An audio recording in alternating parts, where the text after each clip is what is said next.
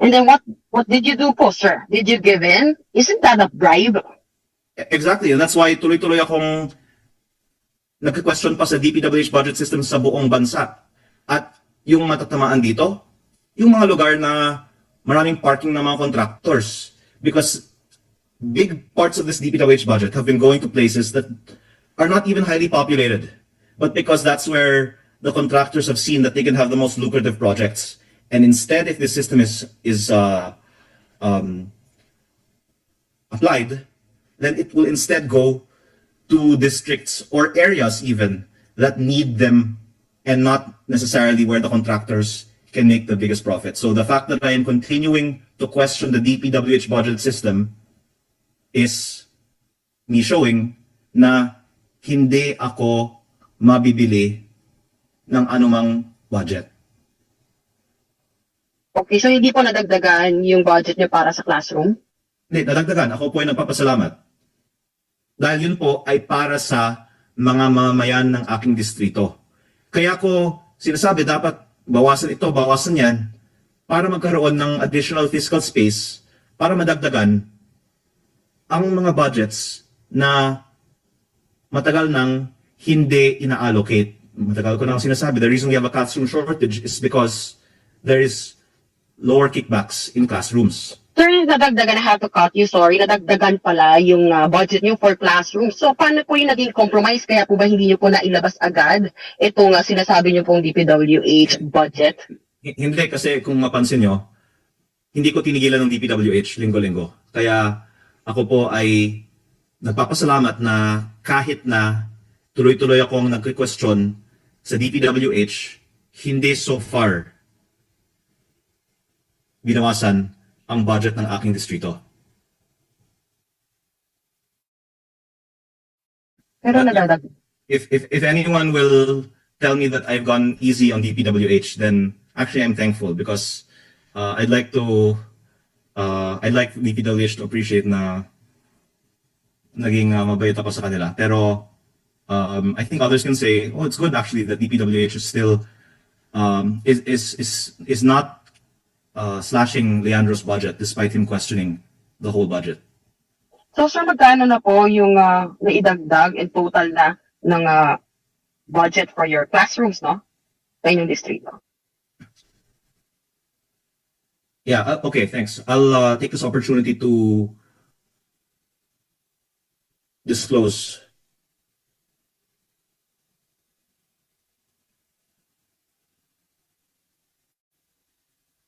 I can't give a precise number because I was planning to actually publish the GAA of my district once it's approved.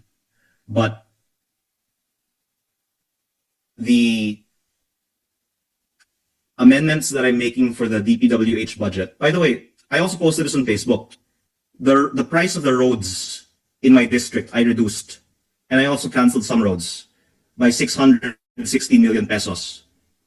Yung sinasabi ng DPWH na hindi magawa, in-apply ko yung adjusted prices na hindi ginawa sa buong bansa sa roads ng aking distrito. May savings ng 616 million pesos. So, mula sa savings ng binawasan ng mga roads, inilipat sa classrooms, kaya may karagdagang ding budget para sa classroom sa aking distrito.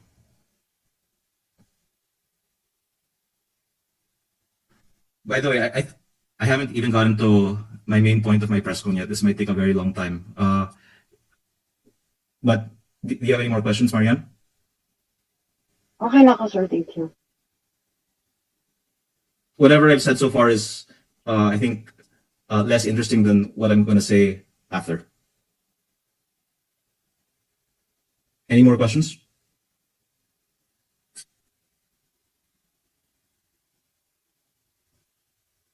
Sir, okay na po. Meron pa po kasi Okay. kami rin next press ko. Okay. So,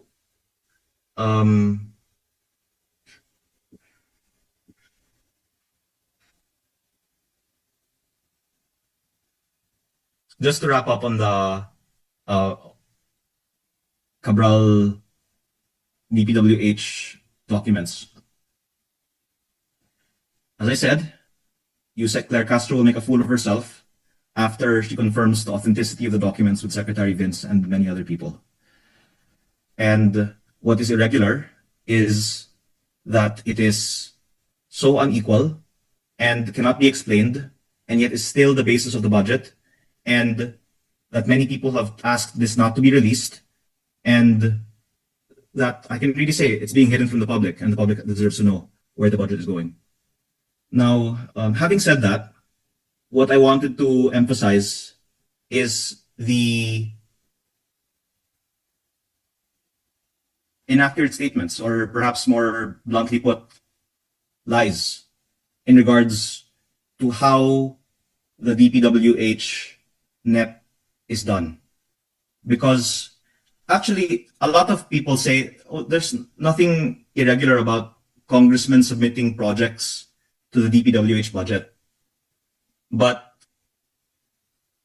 I would just like to bring attention to the fact that it is denied that congressmen submit projects to the DPWH budget. Kaya nga po si Senator Ping Lacson ay nagbunyag na si Yusek Cabral ay nag-alok ng 500M insertion sa NEP, di ba? Dahil dapat galing lang sa DPWH ito ayon sa mga pahayag ng DPWH. Please allow me to play a few clips from the DPWH budget hearings. Is YouTube now being shown on my screen?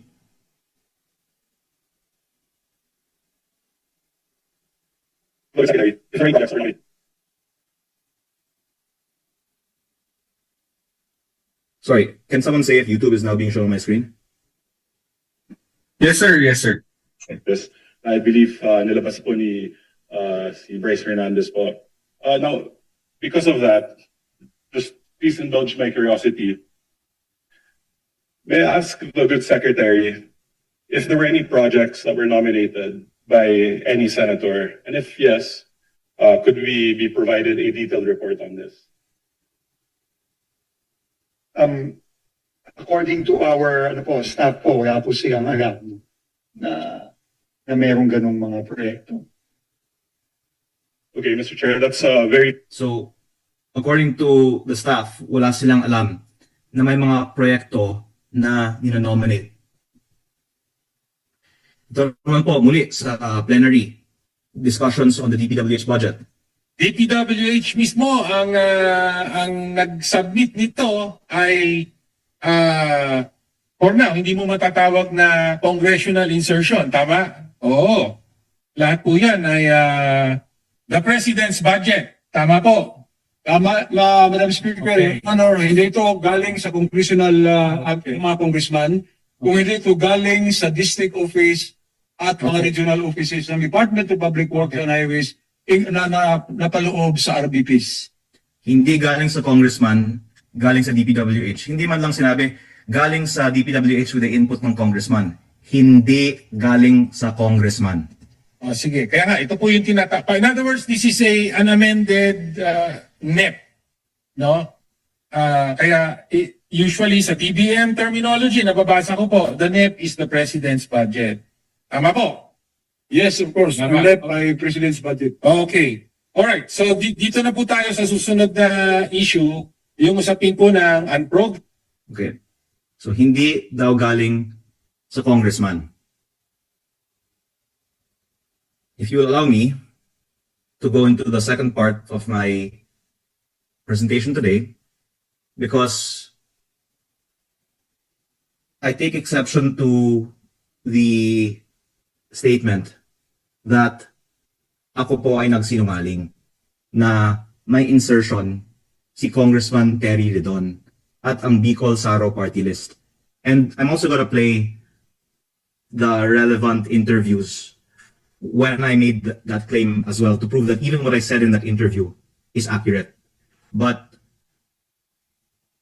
even during our recent press briefing in the House, nakasingit na rin po ang discussion kung ang mga congressman ba ay nagsasubmit ng mga proyekto. Ang sinasabi ng iba, normal lang yan sa GAB. Pero ang mga congressman ay nagsasubmit ng mga proyekto hindi lang sa GAB, kung hindi sa NEP. Muli, parang normal lang naman na may submission sa NEP. Pero it's denied. And I just want to put it on the record that, again, yung sinabi ni Senator Lacson na inalok kay SP Soto na 500M, yun ay ginawa nga informally. And again, it was treated as a surprise in the Senate. But in the House, it is widely documented and should not be denied.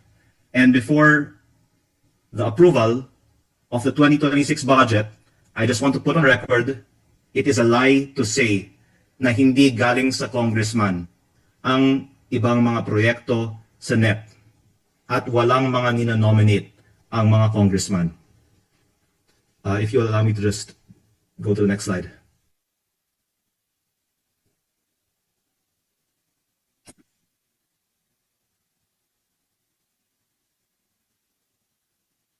I really beg pardon to my colleagues, but because of the statements of other members of Congress disputing that projects are submitted by congressmen into the NEP, and also in contradiction to the statements that were given on the two instances that I played from the YouTube video of the House, where there's a denial that congressmen submit projects into the NEP. This is a Viber group chat, June 10, before the NEP was submitted. Good afternoon, chiefs. Please be reminded of the submission of hard and soft projects for fiscal year 2026. Official email address for submission of regular BIP. appropriationscommittee.committee@house.gov.ph. 150M infra for district rep, 160M infra for party list rep, 30M soft for district and party list rep. Please email in Excel file and with attached e-signature. And on the right are the forms that are filled up. To a normal person, this is totally expected that people insert projects into the NEP. But, as I played a while ago, the claim is that hindi nagsasubmit ang congressman sa NEP. Kaya, gusto ko lang pong linawin, hindi ako sinungaling. Ang magsasabi na ang congressman ay hindi nag-i-insert ng project sa NEP pa lang bago pa ang GAB ang nagsisinungaling. Aminin na natin ang widely documented fact na bawat congressman ay pwedeng mag-insert ng 150 million pesos sa NEP. Ito po ay ibinibigay natin sa June at kasama sa lumalabas na NEP sa July. Ako po mismo ay nag-submit. Lumabas ang mga multipurpose buildings na para sa mga eskwelahan sa aking distrito. Ang mga ibang congressman, for example na party list, ay nagsusulat. Minsan hindi nagsusulat. Pero nagsasubmit. At sa sarili kong distrito, meron din mga projects na lumabas sa NEP na in-insert ng ibang mga party list. Kasi ang mga party list minsan nga ay nagsusulat. Kaya alam kong tunay na ginawa ito, hindi lang sa iilan sa amin, kung hindi pati sa mga party list. Kasi may mga party list din na nagsulat sa akin na ito po ang sinabit namin sa DPWH in June at yun ay lumabas at nasa NEP ng unang distrito ng Batangas. At base dito, pwede nating sabihin may at least 150 million pesos DPWH budget insertion para sa bawat congressman. At hindi lang po para sa mga district representatives. Not saying that hindi po dapat ito. Gusto ko lang pong linawin ang facts. Every party list representative can submit projects into the NEP. There are some maybe that don't. And if I'm not mistaken, if you're not part of the party list coalition, maybe you're not given because the allocations are submitted to the parties and it's the parties that submit them to the DPWH for the preparation of the NEP.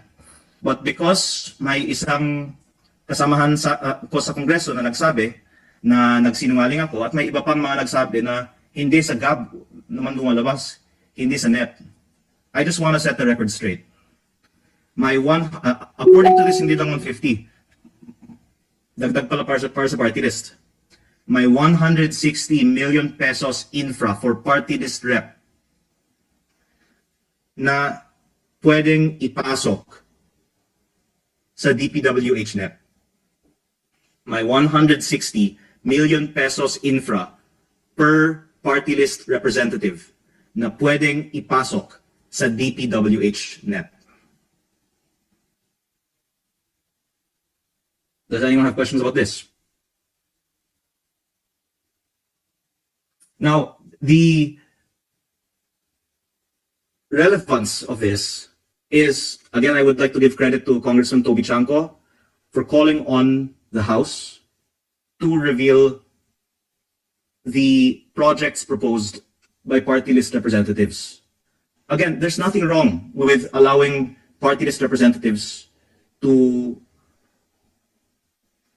propose projects, but why are we hiding them?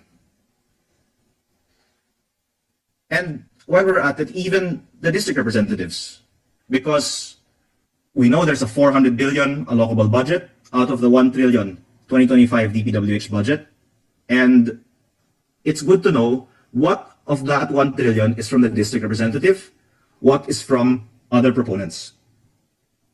And what the DPWH has said is they don't know who are some of the proponents. If I can play this video. Okay. Oh, sorry. Nakikinig po sa atin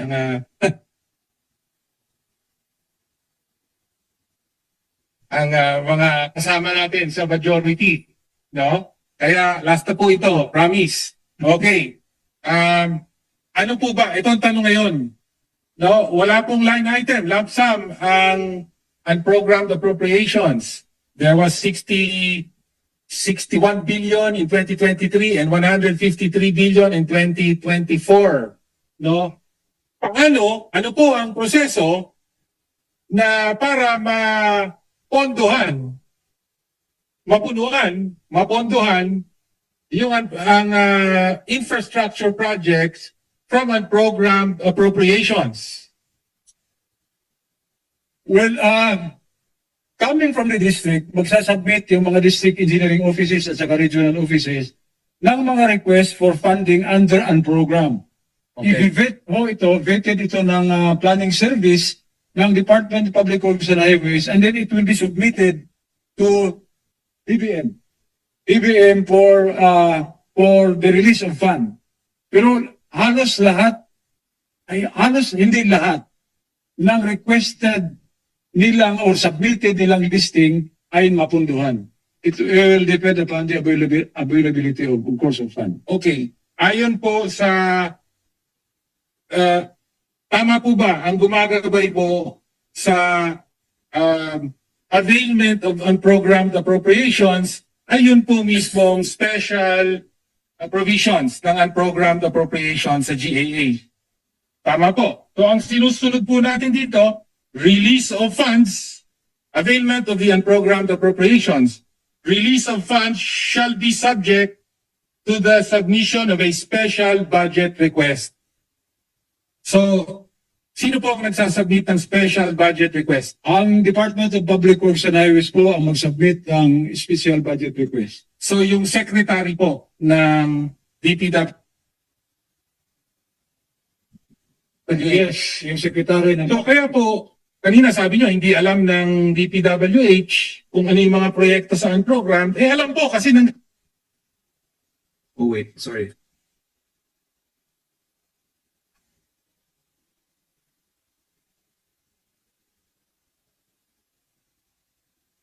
My apologies, I stay at 105. Pero useful din yung exchange na yun. tanong po sa ating sponsor ay sa inyong sistema ng tracking, Ito po. alam nyo ba kung sino ang proponent? No? At maaaring bang isama ito sa transparency? No? I second the motion of Congressman Antonio Tino. Question, alam nyo ba kung sino ang proponent at maaari ba itong isama sa sistema ng transparency? Talaga malinaw at wala nang intriga. Kung ikaw ay nag-insert man, ikaw ang proponent, malinaw ang ownership, kumbaga, or accountability dun sa proyekto na yon. Definitely hindi alam, Madam Speaker, ng DPWH dahil after NEP na ho yan. So, Definitely hindi alam ng DPWH sino ang proponent kasi after NEP na lang ang mga proponent. Definitely hindi alam ng DPWH. o dahil tapos na ang NEP, ang alam lang nilang mga projects ay yung nakasaad sa NEP. Kasi sila ang gumawa ng NEP. Sila ang gumawa ng Hindi NEP. po yata tama yung sagot na yon. Kasi po ngayon, last na po, dahil nakatingin na po sa atin ang mga kasama natin sa majority. No? Kaya last na po ito, promise. Okay. Ano po ba? Itong tanong ngayon. No, wala pong line item, lump sum ang unprogrammed appropriations. There was 61 billion in 2023 and 153 billion in 2024. No? Paano? Ano po ang proseso na para mapondohan yung Sorry, so that was already on the unprogrammed appropriations. But the key point from Antonio Tino's interpellation of the DPWH budget is he asked, alam ba ng DPWH ang mga proponents? Ang sagot, hindi kasi sagab lang yung proponent, wala sa NEP. So there's two falsehoods there, na yung proponent lang ay nasagab at wala daw sa NEP. And pangalawa, na hindi nila alam. I'm sorry that the public is impatiently waiting for more informations to be released on the proponents in the NEP. But I want to give the DPWH and USEC Claire Castro the chance to set the record straight before I prove that they have been lying. For them to say that there are no proponents in the NEP and they don't know who are the proponents in the NEP is a lie. I'm saying that on the record. And I don't want the 2026 budget to be ratified without setting the record straight that there are budget insertions in the NEP and that the DPWH knows who are the proponents, and if they don't want to release the proponents, they should explain why. And one data point is the list of Yusek Cabral, but the other data point is this group chat. And there are similar communications like this across the House of Representatives where 150M infra for district rep and 160M infra for party list rep is submitted. And lumalabas ang mga proposals na ito hindi sa GAB kung hindi sa NEP. At kung may ganitong datos ang House at ang DPWH, bakit hindi inilalabas kung ano yung 150 ng bawat miyembro? Ako yung 150 ko, ilalabas ko. In fact, pinapost ko naman sa Facebook lahat ng amendment ko para sa mga classroom, multipurpose building, pati water system. Na ito po ang pangangailangan ng aking mga kadistrito. Ang gusto nga nila, mga proyektong ito, kaya binawasan ko pa ang roads, pati yung presyo ng mga roads sa aking distrito para madagdagan ang classroom and multipurpose building budget para sa aking distrito. Hindi ko tinatago. At may dokumento sa House na itong mga classrooms at multipurpose buildings ang aking request. Ang House, pati ang DPWH ay may datos sa request ng bawat isa at kung ano man ang lumalabas sa NEP na nanggaling sa kanila. Kaya ang punto ko lang po, huwag natin i-deny na may mga projects sa NEP na sinubmit ng mga congressman at kung itinatago natin, sana ipaliwanag bakit natin itinatago. Kasi karamihan naman ng mga proposals sa 150 or 160 na ito ay ginagamit sa mga magagandang, let's say, barangay requests. Yung mga maliliit kasi na barangay projects, yung mga hindi madaling pagkakitaan, kumpara sa mga 150 million peso road or flood control project.